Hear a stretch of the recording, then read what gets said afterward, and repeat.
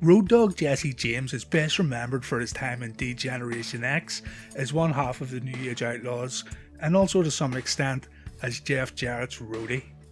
A charismatic and entertaining performer on screen, but yet another superstar who was living too fast off the screen, Road Dogg would end up overcoming his issues and getting hired as a WWE producer, only to eventually quit the job. This video looks at the Road Dogg's time in professional wrestling. Brian James is a second generation professional wrestler. Bullet Bob Armstrong, a well respected worker, would have a career that spanned 5 decades. 4 of his sons turned to professional wrestling: Scott, who works now as a WWE referee, Brad, who passed away in 2012, Steve and Brian. Brian James served in the United States Marine Corps from 1987 to 1993 and fought in Operation Desert Storm in 1991. However, James had his first match 1 year before joining the Marines. He had his first professional wrestling match against Kevin Sullivan in Southern Championship Wrestling. In 1993, having returned from duty, James debuted in Smokey Mountain Wrestling as the Dark Secret. That name wouldn't last, however, and he would wrestle as Brian Armstrong in Smokey Mountain, WCW and the USWA for the next 2 years. James wrestled more frequently for WCW in early '94, including a championship match against the World Television Champion Lord Steven Regal, which he lost. On the March 5th, 1994 edition of the WCW Power Hour, Armstrong lost to Terror Rising, who would go on to become James's DX stablemate Triple H. James would go on to lose again to the future Triple H on the November 14th, 1994 edition of WCW Pro, who by that time had been repackaged as Jean-Paul Levesque. Both men would end up leaving WCW soon afterwards to find their fame and fortune in the WWE. James wrestled his final match for WCW on the December 17th episode of Worldwide, as he and his brothers Brad and Scott lost a 6-man tag team match to the Three Faces of Fear. In late 1994, James would begin appearing in the WWF as the Roadie for Double J, Jeff Jarrett. He wrestled on several pay-per-views and television shows, but most of his early WWF tenure was spent accompanying Jarrett and interfering in his matches. Beginning in 1995, an angle would begin to develop where the Roadie was going to be revealed as the real voice behind Jeff Jarrett's so-called hit single, With My Baby Tonight. However, before the secret could be revealed, Jarrett left the WWE and the Roadie soon followed. The storyline would be revisited again down the road. After leaving the WWF, James joined the USWA under the ring name Jesse James Armstrong along with Jarrett, where he won its heavyweight, television and world tag team championships. Ironically, however, it would be his former boss Jeff Jarrett who would defeat Armstrong in June 1996 in a loser leaves town match. In this case, the stipulation would stick and Armstrong would head back to the WWE. Almost immediately, he revealed himself to be the real voice behind With My Baby Tonight and, still sticking with the Jesse James moniker, began to refer to himself as the real Double J. With a microphone in hand, the real Double J, Jesse James, would sing With My Baby Tonight during his entrances. Eventually, Jesse James's singing capabilities caught the eye of the Honky Tonk Man, who wanted to sign and become his manager.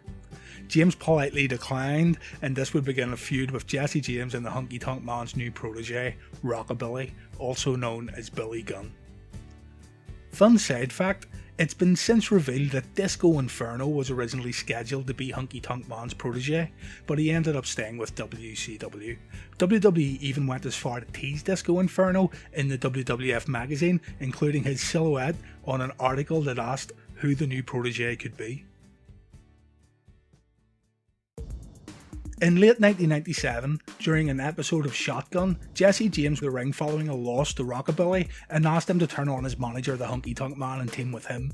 Rockabilly answered by smashing a guitar on Honky Tonk Man's head and telling James he was in. Rockabilly redubbed himself Badass Billy Gunn and Jesse James rechristened himself the Road Dogg. The New Age Outlaws were born. The New Age Outlaws quickly became one of the most hated teams in the WWF. During their feud with the Legion of Doom, the Outlaws joined Triple H and Shawn Michaels in assaulting the Road Warriors.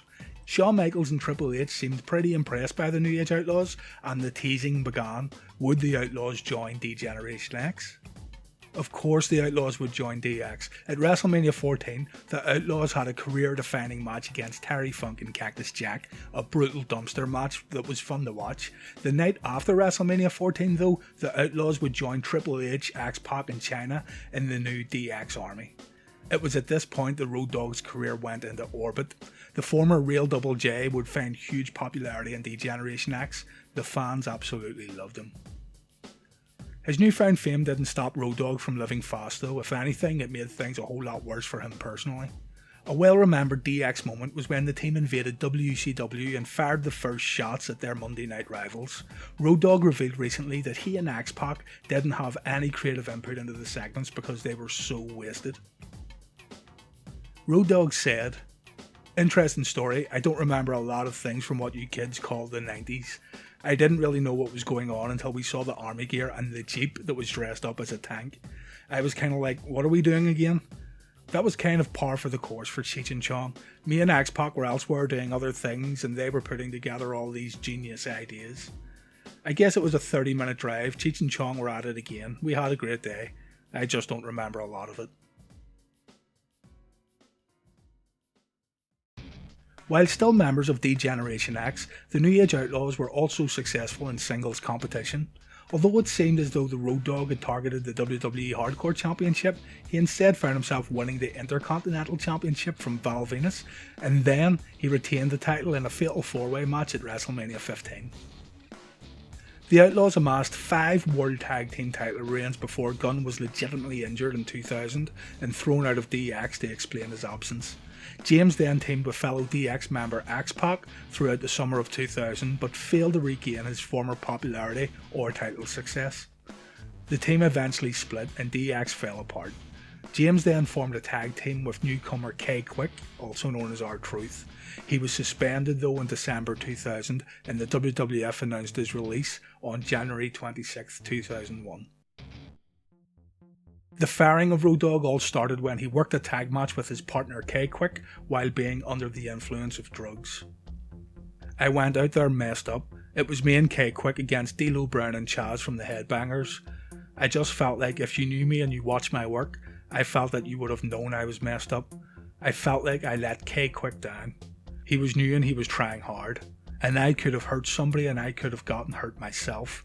It was the first time I had gone out there and done that. I asked the office to please not air the match."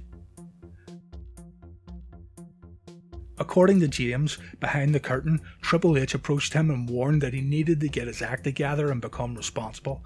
Road Dogg was then shocked when Hunter remarked that Bryan must suffer from that old Armstrong curse. This was in relation to drug problems that had plagued other members of the Armstrong family. Unsurprisingly, Road Dogg didn't take too kindly to this, threatening to break Triple H's nose. The situation nearly got out of hand until things cooled down. It was then that Road Dogg knew he wasn't long for the company because he was making enemies with people who had previously been his biggest supporters. Brian James has been very candid about his problems over the years with drugs, living the rock and roll lifestyle that being a top performer in the Attitude Era afforded him.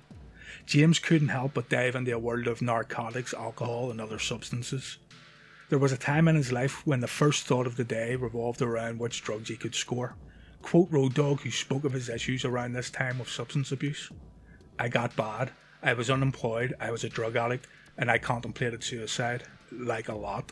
And the only reason that I didn't go forth with that is because my wife or my children would be the ones to find my brains blown out in the shed out back. You know what I mean? So that was the reason I told myself, don't do that."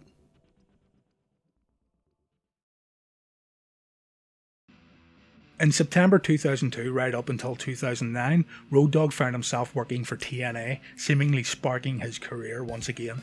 He formed a stable with Conan and Ron Killings, known as the 3 Live Crew. The trio went on to become fan favourites and eventually won the NWA World Tag Team Championship on 2 occasions, which they defended collectively under the Freebirds rule. Billy Gunn would eventually find himself also in TNA and would reunite with James. First known as the James Gang and eventually the Voodoo Kin Mafia, a play on Vince McMahon's initials, the highlight of the team's TNA tenure was the work shoots they performed in the ring along with their stabs at WWE and D-Generation X. Voodoo Kin Mafia declared war on the WWE and D-Generation X. During this war, VKM called out the recently revived version of DX, calling it a failure, and stated that the original run was only successful because it included the new Age Outlaws. Around this time too, the Outlaws would conduct shoot interviews with external companies where they would just bury WWE past and present superstars. No one was off limits, from Shawn Michaels to Bret Hart, Triple H to Vince McMahon. It was actually a shock that both men would get rehired by WWE in any capacity at all, but it did happen after Road Dogg entered rehab paid for by the WWE. On April 2nd, 2011, James returned to WWE for the first time in over a decade to induct his father, Bullet Bob Armstrong, into the WWE Hall of Fame. Several months later, James announced that he resigned with WWE as a producer and would return to the company in his new role in October in a few weeks' time. On the March 4th, 2013 episode of Old School Raw, the New Age Outlaws competed in their first televised tag team match in WWE since February of 2000, where they defeated Primo and Epico. It was actually surprising how well both guys could still work. The return led to an eventual tag team title run and a WrestleMania match against The Shield at WrestleMania 30. Following WrestleMania 30, James resumed his role as a producer. Like most of his former DX stablemates, Road Dogg would make sporadic appearances whenever a DX reunion was in town, all while still completing his duties as a backstage producer. He became the head writer for Smackdown Live during a time when, in the opinion of most fans, Smackdown was a better show than Monday Night Raw. After being inducted into the WWE Hall of Fame the night before WrestleMania 35, it was reported that Road Dogg resigned as head writer of Smackdown Live. It was later clarified that James would remain with the company and is currently seen as a utility player. It's been reported that the constant conference calls with Vince and the berating he would get backstage caused James to give up the job, but like anything in wrestling, take the info that you hear with a pinch of salt. James truly is a success story of someone who was able to climb out of the drug-fueled world of pro wrestling in the 90s. Rehab worked for the Road Dogg, and he has now become a family man, putting the needs of his children before his own. Who knows what's now in the future for the Road Dogg, Jesse James, but if he were to go home and not return to WWE, no one can say he didn't have a successful career.